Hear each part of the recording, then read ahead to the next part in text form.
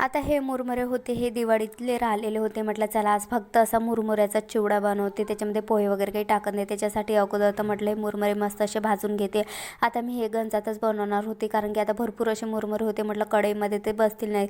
तर मुरमुरे भाजायसाठी मी थोडंसं घेतं हळद मीठ टाकलं आणि तेल टाकलं. मस्त असे ते खरपूस असे भाजून घेतले. त्याच्यानंतर त्याच गंजामध्ये मी 4 पै तेल टाकलं. त्याच्यामध्ये हिरवी मिरची टाकली, कुटलेला लसण टाकला, कढीपत्ता टाकला, ते मिक्स केलं मस्त.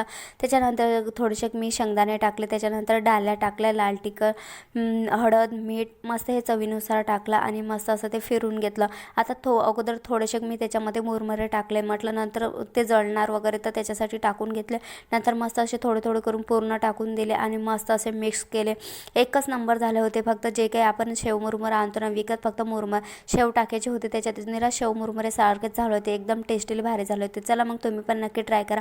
भेटूया नेक्स्ट व्हिडिओमध्ये आणि चॅनलला सबस्क्राईब